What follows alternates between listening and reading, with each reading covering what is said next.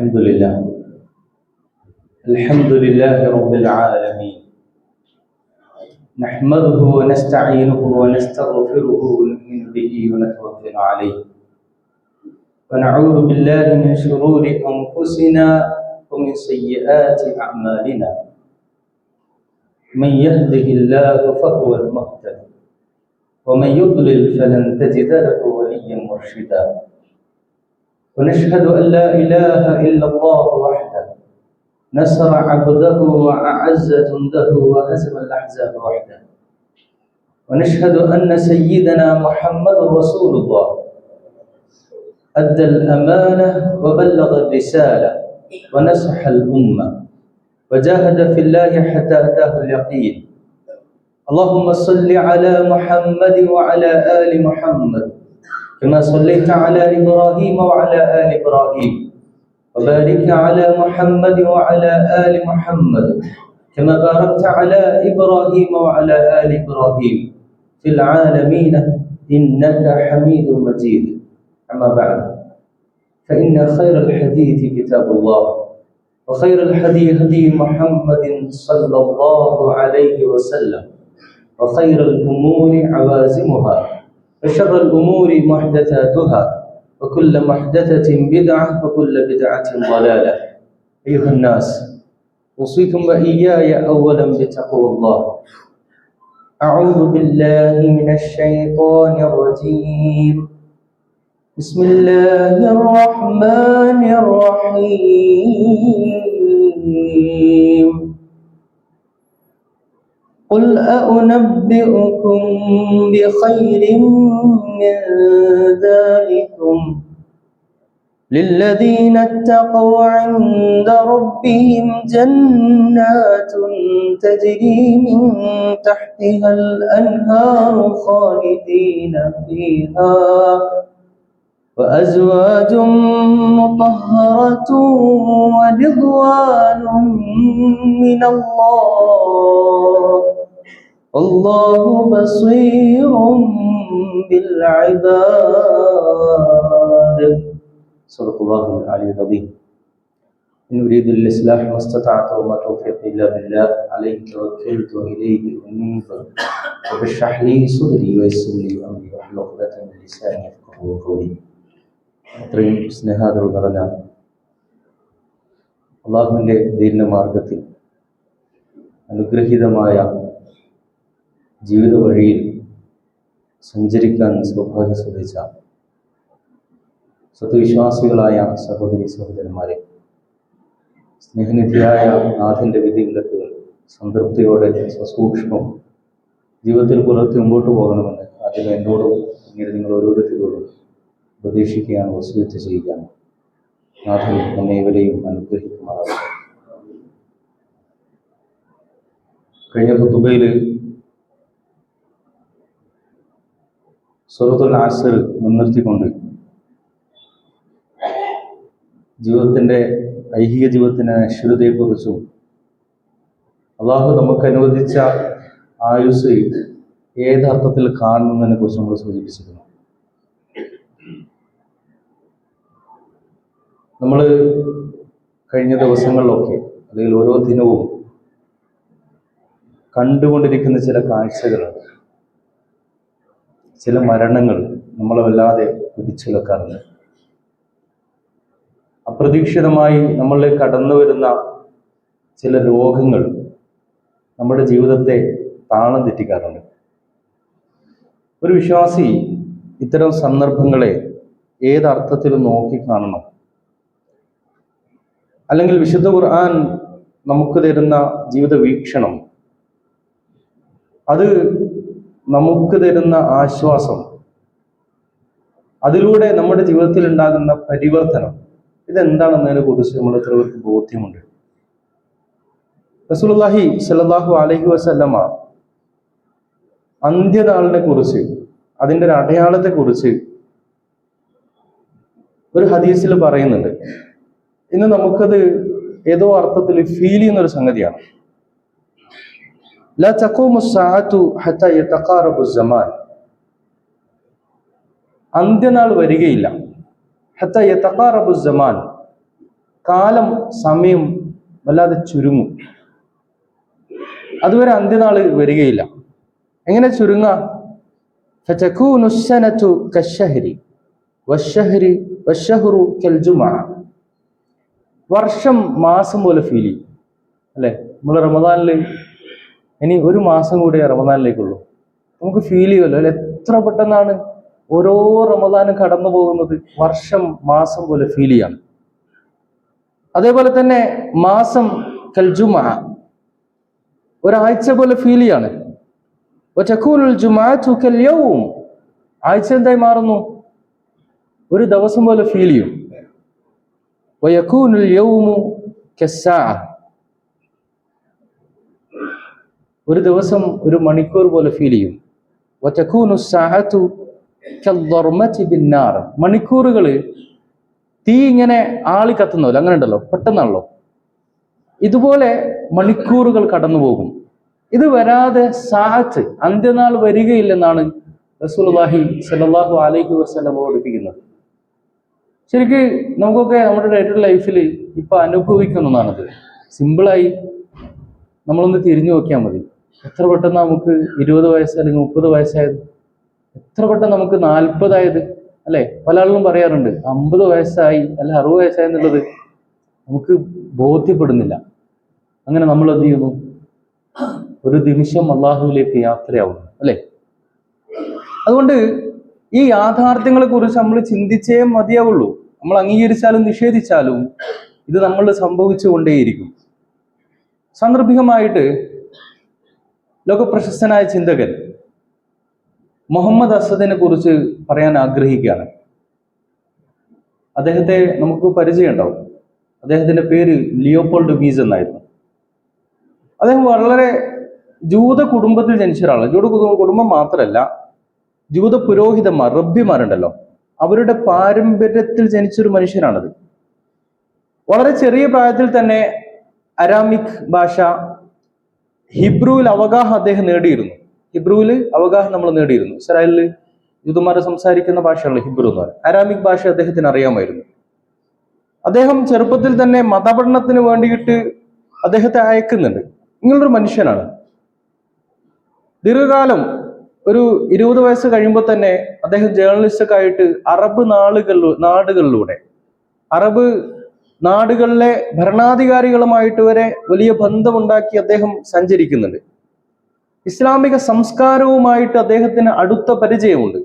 പക്ഷേ ഇങ്ങനൊക്കെ ഉണ്ടായിട്ട് പോലും അദ്ദേഹത്തിന്റെ ലൈഫിൽ വലിയൊരു ടേണിംഗ് പോയിന്റ് സംഭവിക്കുന്നത് 1926 എന്ന് പറഞ്ഞാൽ ഏകദേശം 100 വർഷം, കൃത്യം 100 വർഷത്തിന് മുമ്പ് അദ്ദേഹം ഒരിക്കല് ജർമ്മനിയിലെ ബെർലിൻ സബ്വേ ട്രെയിനിൽ തന്റെ വൈഫ് എൽസയുടെ കൂടെ സഞ്ചരിക്കാം.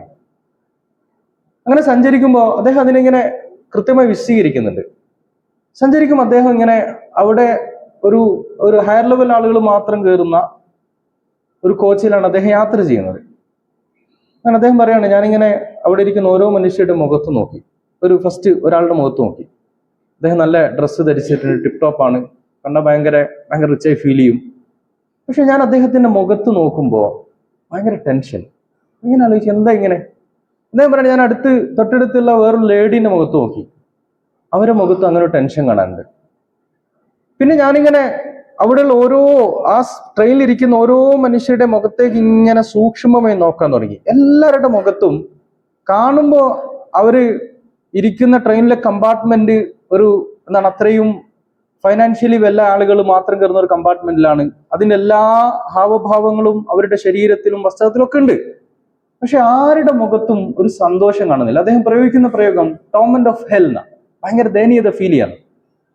കൂടെ ഇരിക്കുന്ന എൽസയോട് ചോദിച്ചു, നീ ശ്രദ്ധിച്ചോ? എൽസ നമ്മൾ ശരിയാണത്, അങ്ങനെയാണ് എല്ലാവരുടെ മുഖത്ത് കാണാനുള്ളത്. എന്തായിരിക്കും ഇങ്ങനെ? അദ്ദേഹം ആലോചിക്കാണ്, എന്താ മനുഷ്യന്മാർക്ക് ഇങ്ങനെ?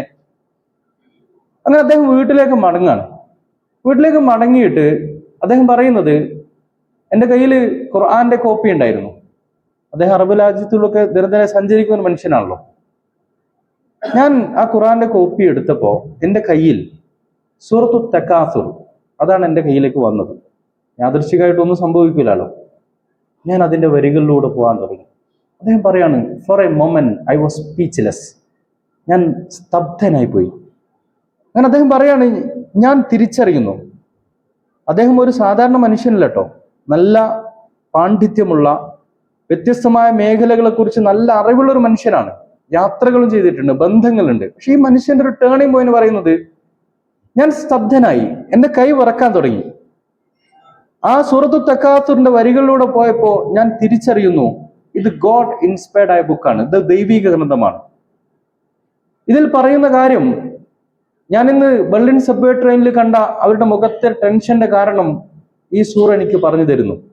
അദ്ദേഹം പറയാണ്, 1300 വർഷം അല്ലെ, 926 ഇറങ്ങിയ ഒരു വേദഗ്രന്ഥം ഇന്നും ഈ കോംപ്ലിക്കേറ്റഡ് വേൾഡിൽ മനുഷ്യർ അനുഭവിക്കുന്ന പ്രശ്നങ്ങളുടെ യഥാർത്ഥ റീസൺ എനിക്ക് പറഞ്ഞു തരുന്നു. ഇങ്ങനെ അദ്ദേഹം എന്ത് ചെയ്യുന്നു, അത് അദ്ദേഹത്തിന്, നേരത്തെ ഞാൻ പറഞ്ഞതാണ്, അറബ് ലോകമായിട്ടൊക്കെ ഇത്രയും ബന്ധമുണ്ടെങ്കിലും ഈ ഒരു സംഗതി അദ്ദേഹത്തെ ഇസ്ലാമിലേക്ക് എന്ത് ചെയ്യുന്നു, കൊണ്ടുവരാണ്. അദ്ദേഹം പെട്ടെന്ന് ഇസ്ലാം സ്വീകരിക്കുകയാണ്. അദ്ദേഹത്തിന്റെ ഭാര്യ ഇസ്ലാം സ്വീകരിക്കുന്നുണ്ട്. അദ്ദേഹം പിന്നെ എന്ത് ചെയ്യുന്നുള്ളൂ, നേരെ ഉംറക്ക് പോകുന്നുണ്ട്. ആ ഘട്ടത്തിൽ വെച്ചിട്ട് അദ്ദേഹത്തിന്റെ ഭാര്യ മരിക്കുന്നുണ്ട്. അബ്ദുൽ അസീസ് രാജാവുമായിട്ട് അദ്ദേഹത്തിന് ഭയങ്കര സൗഹൃദം ഉണ്ടാകുന്നു. ഇത് വലിയൊരു കഥയാണ്, ബാക്കി നമ്മൾ പഠിക്കുക. മക്കയിലേക്കുള്ള പാത എന്ന അദ്ദേഹത്തിന്റെ പ്രസിദ്ധമായ പുസ്തകത്തിൽ നമുക്കത് വായിക്കാൻ സാധിക്കും. ഞാൻ പറഞ്ഞെന്ന് ചോദിച്ചു കഴിഞ്ഞാല് ഇതില് പല മെസ്സേജ് നമുക്കുണ്ട്.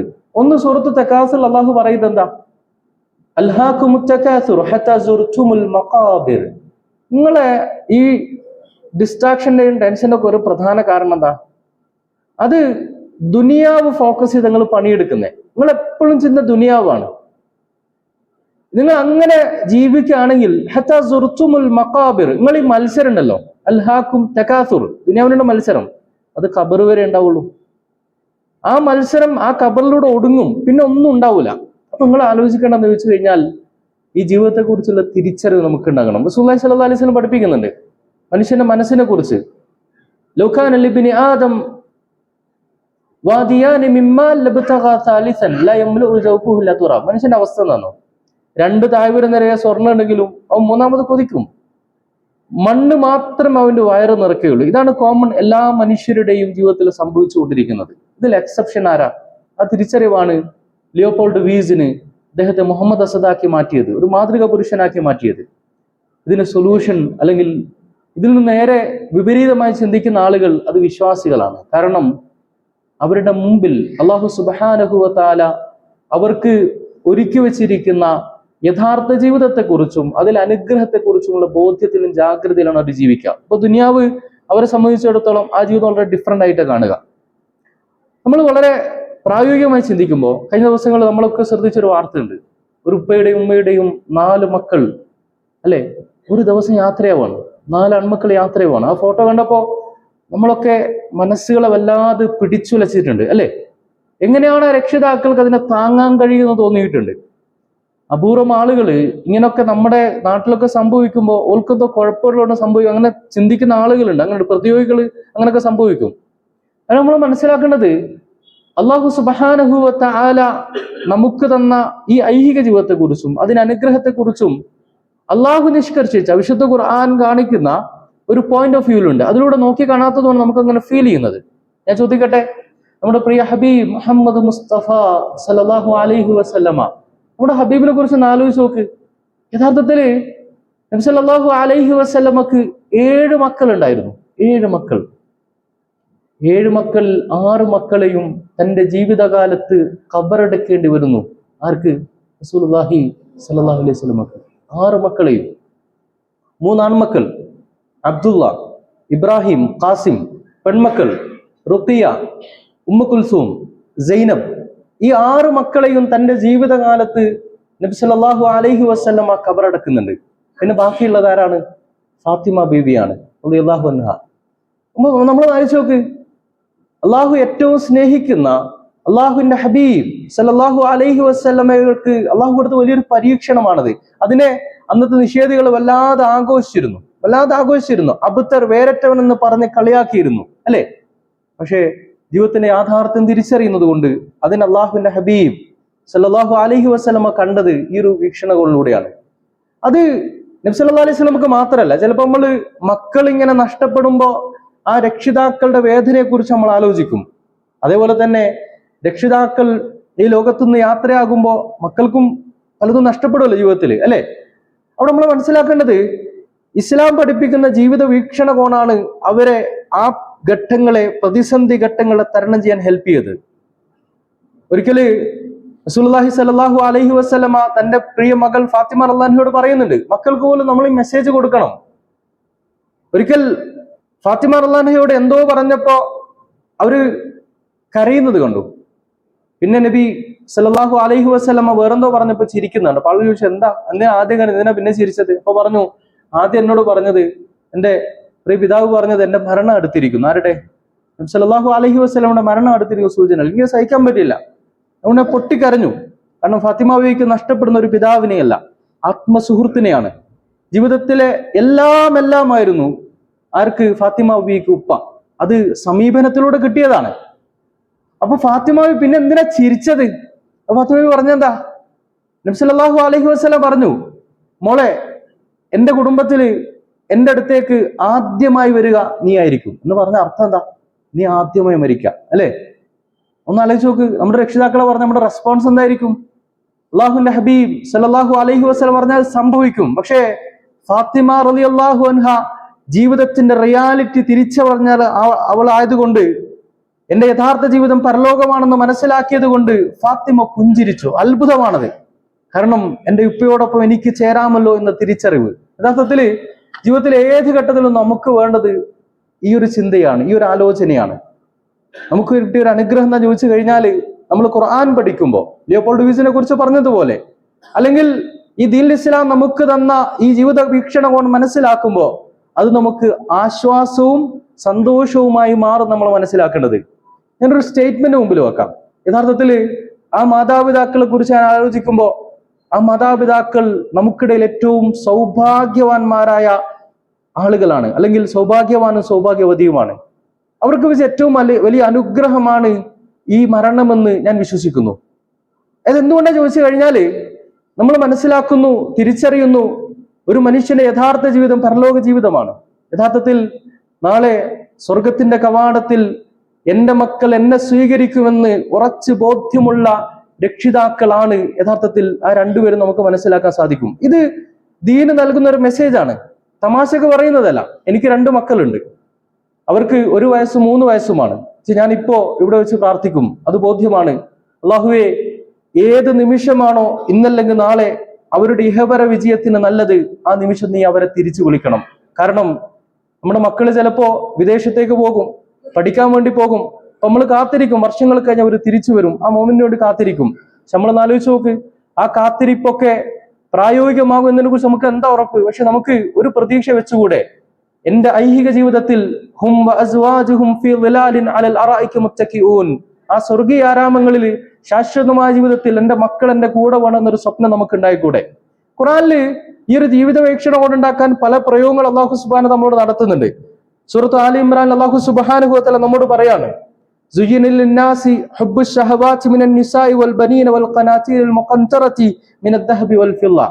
മനുഷ്യർക്ക് ഭയങ്കര അലങ്കാരമായി തോന്നാണ്. മനുഷ്യൻ പറ്റിക്കപ്പെടുകയാണ്, വിഡ്ഢിയാക്കപ്പെടുകയാണ്. എന്താ കാരണം? അവന്റെ പെണ്ണുങ്ങളോടുള്ള ഷഹവാത്ത്, അതേപോലെ തന്നെ മക്കൾ, അതേപോലെ തന്നെ എന്ന് പറഞ്ഞാൽ സ്വർണവും വെള്ളിയും ഈ ദുനിയാവിന്റെ വസ്തുക്കൾ നമ്മളിങ്ങനെ ആകർഷിക്കുകയാണ്. കുതിരകൾ എന്ന് പറയുമ്പോൾ നല്ല നല്ല വാഹനങ്ങൾ, അല്ലെ? മെർസിഡീസ് ബെൻസ് ആവാം, BMW ആകാം, എന്തോ ആകാം, നല്ല നല്ല വാഹനങ്ങൾ. എന്ന് പറഞ്ഞാൽ ബിസിനസ് സാമ്രാജ്യങ്ങൾ, അവരുടെ ഏറ്റവും വലിയ വരുമാനമായിരുന്നു കൃഷിയും ഇങ്ങനെയൊക്കെ എന്ന് പറഞ്ഞാൽ ബിസിനസ് സാമ്രാജ്യങ്ങൾ. ഇതൊക്കെ നമ്മളെ വല്ലാതെ ആകർഷിക്കുകയാണ്. പക്ഷെ അള്ളാഹു പറയുന്നത് എന്താണോ? നിങ്ങൾക്ക് തിരിച്ചറിയേണ്ട ഒരു കാര്യമുണ്ട്. അത് ദുനിയാവിലെ ക്ഷണികമായ വിഭവങ്ങളാട്ടോ, അന്ന് കൂടെ കൊണ്ടുപോകാൻ പറ്റൂല. അള്ളാഹു ഇൻദഹു ഹുസ്നുൽ മആബ്, അള്ളാഹിന്റെ അടുക്കലുള്ളതാണെന്ത് ഏറ്റവും മികച്ചത്. എന്റെ അള്ളാഹു നമ്മോട് ചോദിക്കുകയാണ്, ഇത് അള്ളാഹു നമ്മോട് സംസാരിക്കുന്ന പോലെ ഫീൽ ചെയ്യണം. അപ്പോൾ ഖുർആൻ നമുക്ക് നമ്മളിലേക്ക് കടന്നു വരിക. ഖുൽ, നിങ്ങൾ പറയും, ഹൽ ഉനബ്ബിഉകും ബിഖൈരി മിൻ ദാലികും, അള്ളാഹു നമ്മോട് പറയാട്ടോ, നിങ്ങൾക്ക് ഞാൻ ഇതിനേക്കാൾ മികച്ചതിനെ കുറിച്ച് പറഞ്ഞു തരട്ടെ. നിങ്ങൾ എപ്പോഴും സ്വപ്നം കാണുന്ന ദുനിയാവിനേക്കാൾ ലില്ലദീന തഖൗ ഇൻദ റബ്ബിഹിം ജന്നാത്തുൻ തജ്രി മിൻ തഹ്തിഹാ അൻഹാറു ഖാലിദീന ഫീഹാ. വിശ്വാസികൾക്ക് എന്താ ഉള്ളത്? അവർക്ക് സ്വർഗീയ അനുഗ്രഹങ്ങളെ കുറിച്ച് പറയാണ്, അവരതിൽ ശാശ്വതരായിരിക്കും. വഅസ്വാജും മുത്തഹറ, നല്ല ഇണകൾ ഉണ്ടാകും. വറിദ്വാനും മിനല്ലാഹ്, ഏറ്റവും സവിശേഷം എന്താ? അള്ളാഹുവിന്റെ തൃപ്തി നിങ്ങൾക്ക് ഉണ്ടാവും. അല്ലാഹു ബസീറും ബിൽ ഇബാദ്. നിങ്ങൾ ആലോചിച്ച് നോക്ക്, അള്ളാഹു ചോദിക്കുകയാണ്, നിങ്ങൾക്ക് അത് വേണോ ഇത് വേണോ? ഇതിനെക്കുറിച്ച് ഞങ്ങൾക്ക് അറിയിച്ചു തന്നു, നിങ്ങൾക്ക് തീരുമാനിക്കാം നിങ്ങൾക്ക് ഏത് വേണം. പരലോകത്തെ കുറിച്ച് പ്രത്യേക സ്പെസിഫിക് ആയിട്ട് പറയേണ്ടതില്ല. അനുഗ്രഹങ്ങൾ മറ്റൊന്നേ ഉള്ളൂ. ലഹും യശഊന ഇൻദ റബ്ബിഹിം, ആഗ്രഹിക്കുന്നൊക്കെ ലഭിക്കുന്ന ഒരു ലോകമാണ് പരലോകം എന്ന് പറയുന്നത്. ഞാൻ ചോദിക്കുന്നത്, സഹോദരന്മാരെ സഹോദരിമാരെ, നമുക്ക് നൽകിയ അനുഗ്രഹീതമായ ഈ ജീവിത വീക്ഷണത്തെ കുറിച്ച് എന്തുകൊണ്ടാണ് നമുക്ക് മനസ്സിലാവാത്തത്? എന്തുകൊണ്ടാണ് നമ്മൾ പഠിക്കാത്തത്? എന്നിട്ട് നമ്മൾ എന്താ ചെയ്യുന്നത് വെച്ച് കഴിഞ്ഞാൽ, ജീവിതത്തിന്റെ സന്തോഷവും സമാധാനവും തേടിയിട്ട് മറ്റെവിടെയോ നമ്മൾ അലയുകയാണ്. ഈ ദീനിന്റെ സന്ദേശത്തിലേക്ക് നമ്മൾ വന്നേ മതിയാവുള്ളൂ നമ്മൾ മനസ്സിലാക്കേണ്ടത്. അവിടെ നമ്മൾ ജീവിതത്തിന്റെ സമയത്തെ വാല്യൂ ചെയ്യുമ്പോൾ നമ്മൾ മനസ്സിലാക്കേണ്ട ഒരു കാര്യമുണ്ട്. യഥാർത്ഥത്തിൽ ജീവിതത്തെ നമ്മൾ ഡിവൈഡ് ചെയ്യുമ്പോൾ അതിൽ ഒരു ജുസ് ലില്ലാഹ്, അള്ളാഹുവിന് കൊടുക്കണം. നമ്മൾ എത്ര കൊടുക്കാറുണ്ടത് അല്ലെ? എത്ര കൊടുക്കാറുണ്ട് നമ്മൾ? അതേപോലെ തന്നെ ഒരു ജുസ് ലി അഹ്ലിഹി, തന്റെ കുടുംബത്തിന് കൊടുക്കാൻ പറ്റണം. അതേപോലെ തന്നെ എന്താണ്, ഒരു ഭാഗം തന്റെ സമൂഹത്തിന് കൊടുക്കാൻ കഴിയണം. എന്ന് പറഞ്ഞാൽ യഥാർത്ഥത്തിൽ ജീവിതത്തെ വളരെ കൃത്യമായിട്ട് അള്ളാഹുവിന്റെ ഹബീബ് സല്ലല്ലാഹു അലൈഹി വസല്ലമ പഠിപ്പിച്ചതുപോലെ ഭാഗിച്ചു കഴിഞ്ഞാൽ എത്ര സുന്ദരമായിരിക്കും ആ ജീവിതം നമ്മൾ മനസ്സിലാക്കേണ്ടതുണ്ട്. അതുകൊണ്ട് കൂടുതൽ വിശദീകരിക്കുന്നതിനപ്പുറം ഈ ഒരു ജീവിത വീക്ഷണങ്ങളിലേക്ക് നമ്മൾ വരിക, അത് മാത്രമേ നമ്മൾ ആഗ്രഹിക്കുന്ന സമാധാനവും സന്തോഷവും നമുക്ക് തരികയുള്ളൂ. 4 മക്കളെ കുറിച്ച് പറഞ്ഞെടുത്ത് സാന്ദർഭികമായി ഒരു കാര്യം സൂചിപ്പിക്കുകയാണ്. ഖൻസാവിനെ കുറിച്ച് നിങ്ങൾ കേട്ടിരിക്കും. അറബികളിലെ പ്രശസ്തയായ കവയിത്രിയാണ് ഖൻസ. ഞാനിവിടെ ഉദ്ധരിച്ചെന്ന് എനിക്ക് തോന്നുന്നത്. ഖൻസാവിന്റെ 4 ആൺമക്കളെ കുറിച്ച് പറയുമ്പോൾ നമുക്ക് ഒന്നുകൂടി മനസ്സിലാവും. എന്താ ഖൻസാവിന്റെ പ്രത്യേകത? ജാഹിലിയ കാലത്ത് തന്റെ ബ്രദേഴ്സായ, തന്റെ സഹോദരന്മാരായ സഹറും മുആവിയയും മരിച്ചപ്പോ ദീർഘകാലം കരഞ്ഞിരുന്ന് വിലാപകാവ്യം എഴുതിയ ഖൻസ അങ്ങനെ ഫേമസ് ആവുന്നേ. അതേ ഖൻസ ഖാദിസിയ യുദ്ധത്തിലേക്ക് തന്റെ 4 മക്കളെ പറഞ്ഞയക്കുമ്പോ എന്തോ വിരുന്നിന് പറഞ്ഞയക്കുന്നത് പോലെ, അവാർഡ് വാങ്ങാൻ പറഞ്ഞയക്കുന്നത് പോലെ, എന്നിട്ട് വാർത്ത കേൾക്കാണ് 4 മക്കളും അള്ളാഹുലേക്ക് യാത്ര എന്ന് പറയുമ്പോ നേരെ തന്നെ തന്റെ ബ്രദേഴ്സ് മരിച്ചപ്പോ കരഞ്ഞിരുന്ന ഖൻസ എന്താ പറഞ്ഞത്? അൽഹംദുലില്ലാഹില്ലദീ ശറഫനി ബിഖത്ലിഹിം വഅർജു അൻ അകൂന മഅഹു ഫീ മുസ്തഖർ റഹ്മതിഹി. അവരുടെ ഷഹാദത്തിൽ എന്നെ അനുഗ്രഹിച്ച അള്ളാഹുവിനെ സ്തുതി, സന്തോഷിക്കാണ്. എന്ന് പറയുന്നത് എന്താ? പടച്ചവനെ, ഓല കൂടെ ആ അനുഗ്രഹീതമായ സ്വർഗീയ ആരാമങ്ങൾ ഒരുമിച്ച് കൂടണം, ഇത് മാത്രം എന്റെ സ്വപ്നം. അങ്ങനെ ജീവിത വീക്ഷണത്തെ കണ്ടുനോക്ക്. അത് സ്വഹാബികൾക്ക് മാത്രമല്ല, ഫലസ്തീനികളുടെ ഉമ്മ എന്ന് വിളിക്കപ്പെടുന്ന മറിയം ഫർഹത്തിനെ കുറിച്ച് പറയുന്നുണ്ട്. മറിയം ഫർഹത്ത് തന്റെ മകൻ 17 വയസ്സുകാരൻ മുഹമ്മദിനെ ഫലസ്തീൻ പോരാട്ടത്തിന് പറഞ്ഞയക്കുമ്പോ ഇങ്ങനെ സന്തോഷത്തോടെ പറഞ്ഞേക്കും. അപ്പൊ ഉമ്മ കരയുന്നുണ്ട്. അപ്പൊ മുഹമ്മദ് പറയാണെന്ത്? ഉമ്മ, നിങ്ങൾ കരഞ്ഞാൻ പോലെ, മോനെ തെറ്റിദ്ധരിക്കരുത്, എന്റെ മോന് അള്ളാഹുവിന്റെ മാർഗത്തിൽ ഇറങ്ങിക്കിറക്ക സന്തോഷം കൊണ്ട് കരഞ്ഞു പോയതാ. പിന്നെ കേൾക്കുന്ന വാർത്ത മുഹമ്മദ് റബ്ബിലേക്ക് യാത്രയായി. അപ്പം മറിയം അവരെന്താ ചെയ്യുന്നത്? ആ ഉമ്മ ചെയ്യുന്നത്, ഉമ്മുനിദാൽ എന്ന് പറയുന്ന ആ ഉമ്മ ചെയ്യുന്നത് മധുര വിതരണം ചെയ്യാണ്. നമ്മൾ ആലോചിച്ച് നോക്ക്, അതെങ്ങനെ സാധിക്കുന്നത്? യഥാർത്ഥത്തിൽ വിശുദ്ധ ഖുർആൻ തരുന്ന, നമുക്ക് ദീൻ തരുന്ന ഈ ഒരു ജീവിത വീക്ഷണം കൊണ്ടാണ് എന്ത് ചെയ്യുന്നത്? അവർക്ക് അങ്ങനെ ആകാൻ സാധിക്കുന്നത്. അതുകൊണ്ട് സഹോദരന്മാരെ സഹോദരിമാരെ, ഇന്ന് ഈ ഖുതുബയിൽ, ഇന്ന് ഈ ഒരു ദിവസം 2026 ജനുവരി 9 ഞാനിത് സംസാരിക്കുമ്പോൾ നിങ്ങളിത് കേൾക്കണം. ഞാനിത് സംസാരിക്കാൻ തീരുമാനിച്ച അള്ളാഹു മാത്രമാണ്. പക്ഷേ ജീവിതത്തിൽ നമുക്കൊരു മാറ്റമാണ് തീരുമാനിക്കേണ്ടത് ആരാണ്? നമ്മൾ ഓരോരുത്തരുമാണ്. അങ്ങനെ നമ്മളൊന്ന് ആലോചിച്ച് നോക്കുക. അതുകൊണ്ട് ജീവിതത്തിലെ ഓരോ നിമിഷവും നമ്മൾ സുന്ദരമാക്കി മാറ്റേണ്ടതുണ്ട്.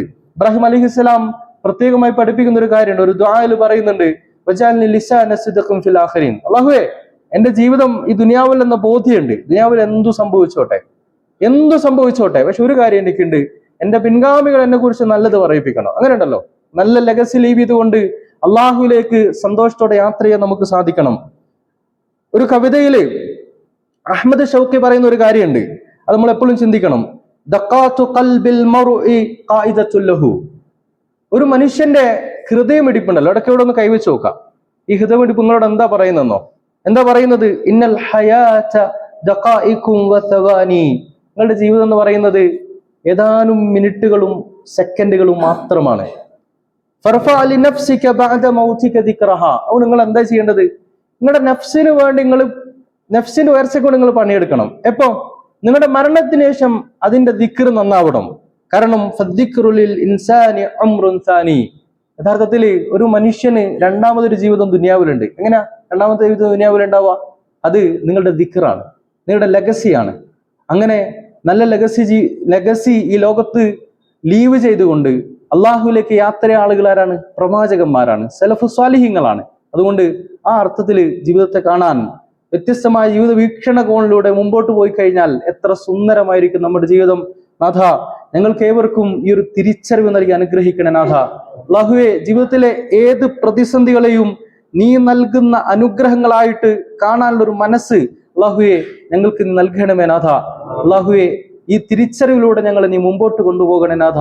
അല്ലാഹുവേ, മരിച്ചുപോയ ആ പിഞ്ചു മക്കളുടെ രക്ഷിതാക്കൾക്ക് അല്ലാഹുവേ സമാധാനവും സമാശ്വാസവും പകരം അനുഗ്രഹിക്കണേ നാഥ. ഞങ്ങൾക്കിടയിലും അങ്ങനെ ആരെങ്കിലും ഞങ്ങളെ വിട്ടുപിരിഞ്ഞിട്ടുണ്ടെങ്കിൽ അല്ലാഹുവേ അവരെ നീ അനുഗ്രഹിക്കണേ നാഥ. വഖൂലി ഖൗലി ഹാദാ അസ്തഗ്ഫിർ ലക്കും ബിദംബി അസ്തഗ്ഫിറൂഹു ഇന്നഹുൽ ഗഫൂറുർ റഹീം.